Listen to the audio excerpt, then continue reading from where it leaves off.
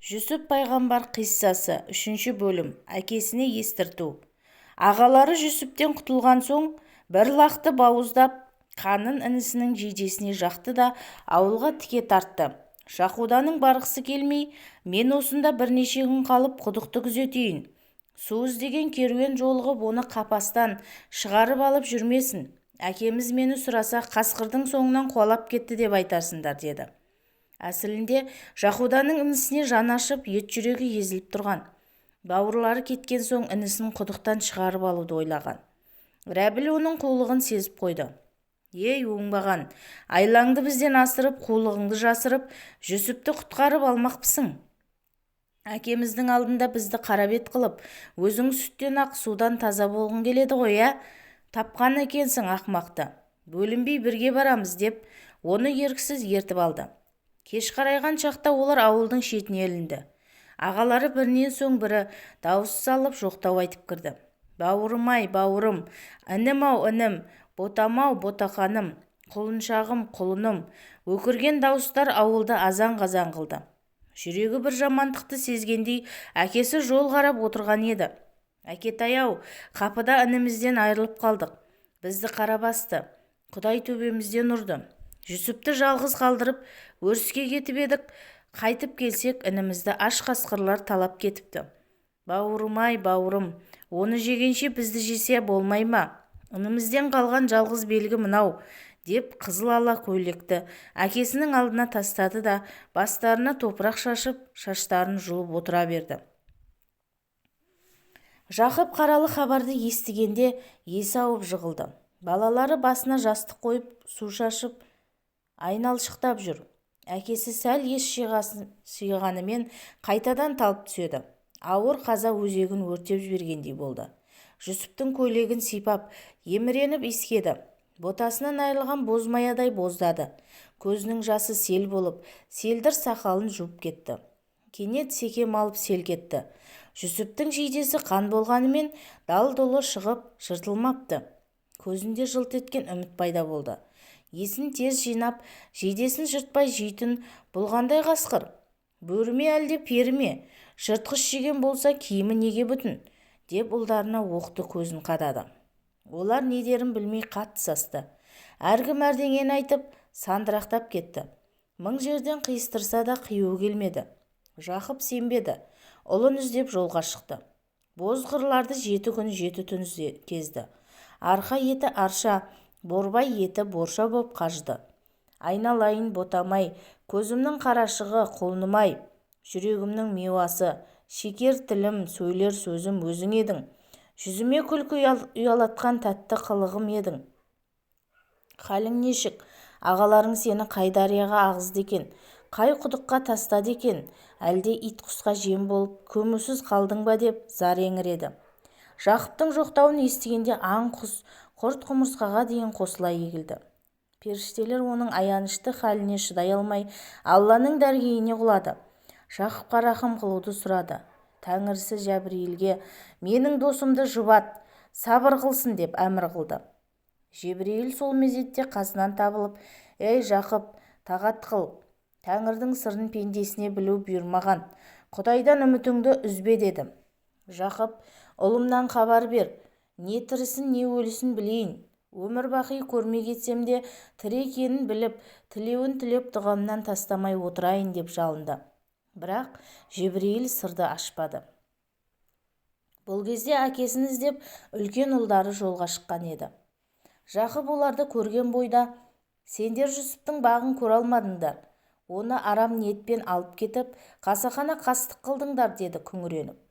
Олар, көке, бізге сенбей тұрсың ба? Жалған десеңіз қасқырды алдыңа сүйреп әкелейік, деді. Сөйтті де жапан түзде жортып жүрген бір ұрғашы қасқырды ұстап алды.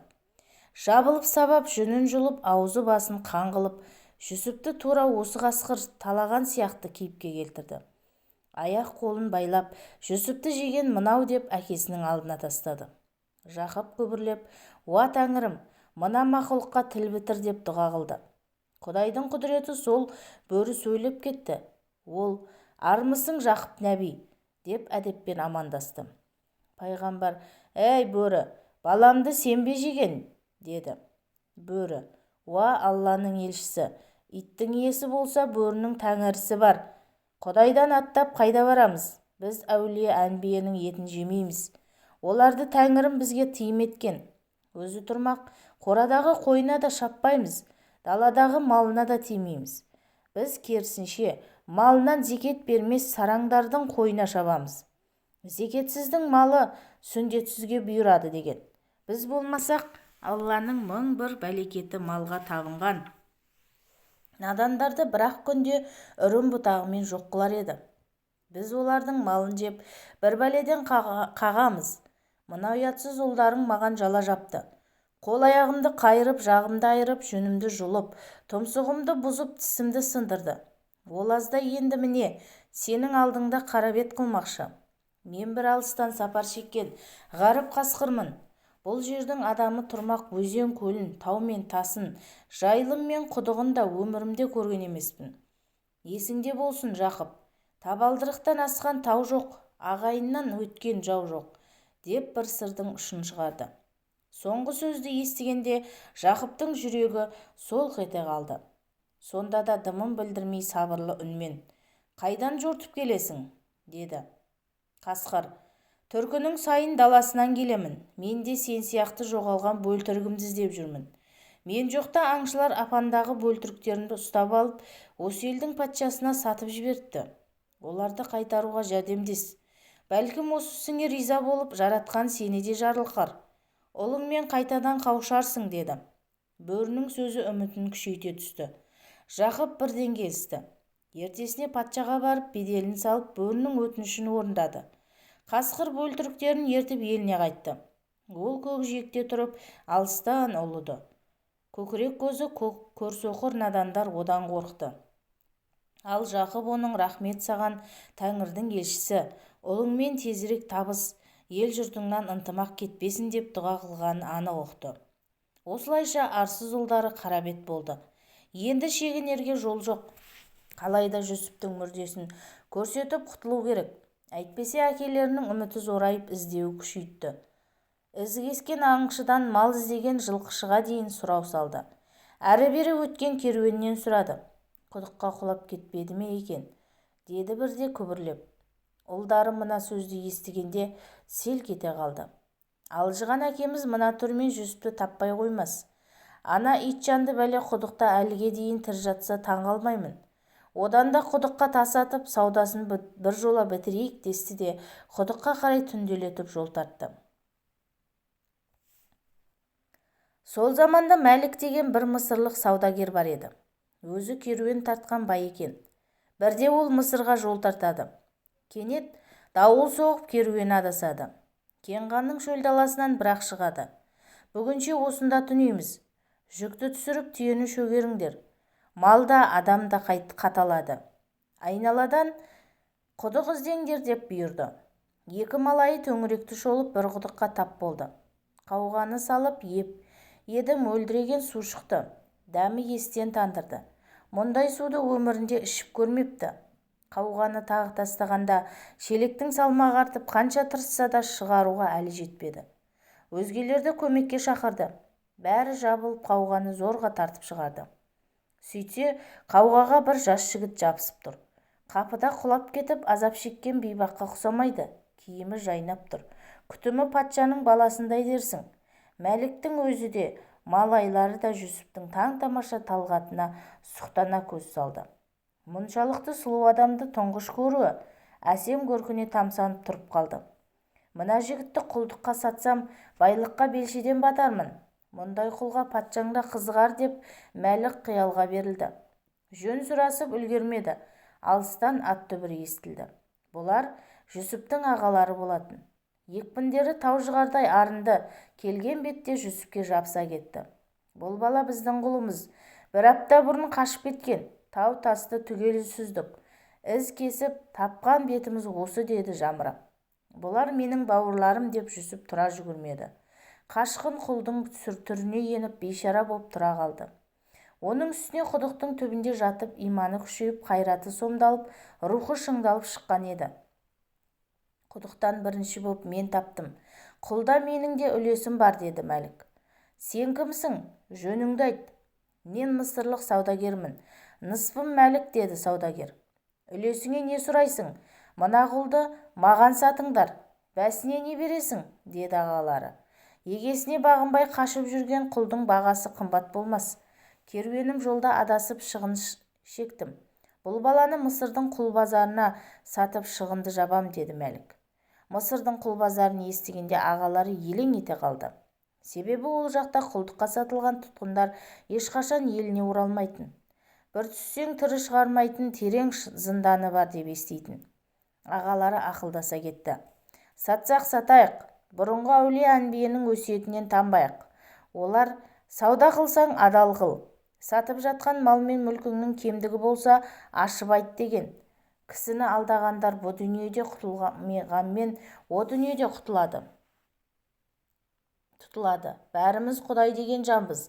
Ақыңды жемейік. Ақыретте қарабет боп тірілер жағдайымыз жоқ, деп бастырмалата жөнелді. Олардың жылтыр сөзі саудагерге жағып кетті. Ол, «Я, айтыңдар, қандай кемдігі бар?» деп еміне сұрады. Кемдігі көп болса бағасын тағы да жерге ұрайын деп іштей дәметіп тұрды. Ағалары беттері бүлк етпестен, бұл құлдың 3 түрлі кемдігі бар. Бірінші айыбы, қолының сұғы бар. Байқамасаң қалтаңды қағып түседі. Талай дүре соқсақ та осы дертінен айықтыра алмадық. Екінші айыбы қашаған. Жылт еткен мүмкіндік туса қашып кетуге дайын. Сойылмен сабасақ та әдетін қоймады. Үшіншісі жылаңқы. Жұмсасаң қырық сылтау айтып жыланып жүріп алады. Сұлу келбеті мен сымбаты, түріне қарап алданып қалмаңдар. Айыбына қарамай сатып алғың келсе 3 түрлі шартымыз бар. Бірінші, мойнына қамыт, аяғына кісен саласың. Екінші, сапарда қатты ағашқа отырғызып алып жүр. Әйтпесе есіріп кетеді. Үшінші, Мысырдың құл базарына апарып қана сатасың. Саудасы кеп қалды деп орта жолда басқа біреуге сатпайсың. Келісесің бе, деді. Алушы бірден келісті. Ол ішінен Мысырға жетіп алсам болды. Сатылып кеткен соң құл болмаса бүл болсын деп ойлады. Ақысына мал сұрасаң тұқымы асыл түйе, деді Мәлік. Мал көзге бірден түседі. Әкеміз күдіктенеді деп қорықты да ағалары, бізге ділда керек. Асыл тұқымды түйе өзімізде де бар, деді. Мәлік бар ақшасына Шам базарынан тауар алған еді. Әмиянында қара бақырдан 9 динар қалыпты. Бұл пұлға түйе тұрмақ қотырлақта келмейтін. Ол әмиянын ашып, менде 9 динар ғана бар, деді шарасыз кейіппен. Жүсіптен тезірек құтылуды ойлап тұрған ағалары ұзақ саудаласып жатпады. Бармен базар, жоқты қайдан қазар. Азға қанағат қылайық, ынсап сайын береке деген. Біз қу дүние емес, асыл иман қуған пақырмыз. Сол бағаға келістік, деді. Саудагер қара бақырларды беріп жатып іштей қуанды. Мына құлды Мысырдың базарында кемі 10 мың ділдаға сатамын деп қиялдады. Ағалары ақшаны санамастан дорбаға салды. Басы салбырап үнсіз тұрған Жүсіп кенет мырс етіп күліп жіберді. Мұны байқаған Мәлік, неге күлдің деп сұрады. Жүсіп, өзімнің дандайсыған нәпсіме күліп тұрмын. Құдықта жатқанда суға қарасам, сұлу бейнем анық көрінетін. Сонда өзіме тамсанып, көңілім өсетін. Біреу мені тауып алып құлдыққа сатса, жер дүниенің байлығы жетпес деп астамсып едім. Раббымның өскен көңілді, семірген нәпсіні жаратпайтынын анық білдім. Енді міне, тышқақ лақ құрлы құным жоқ. 9 динар бақырға бағаландым, деді. Бәрі біткен соң сауданы растайтын куәлік хат жазылып, мөр басылды. Керуен қайта жоғалды. Жүсіп ағаларымен соңғы рет қоштасуға рұқсат сұрады. Аяғындағы кісенге сүрініп жығылып бауырларына қарай жүгірді.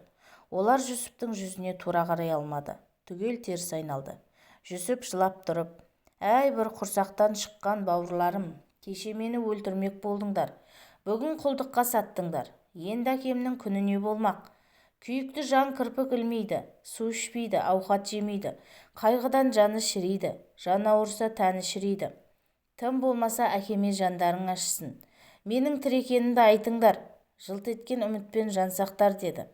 Сосын Жақудаға қарап, ағатай, сен соңына дейін күреспедің. Енді көзімдей болған інім Әмин мен Зүбайра қарындасыма қамқор бол. олар да менің кебімді киіп жүрмесін. Маған жасаған зұлымдықты енді ешкімге көрсетпеңдер. Тірі болсам амандықтарыңды тілеп, өлгенше дұға жасаймын. Артымда қалған бетегелі белдерге, ынтымақты бектерге, берекелі жұртыма дұғай-дұғай сәлем айтыңдар деді. Ағалары естісе де естімеген боп аттарын қамшылай берді. Жалғасы келесі шығарылымда.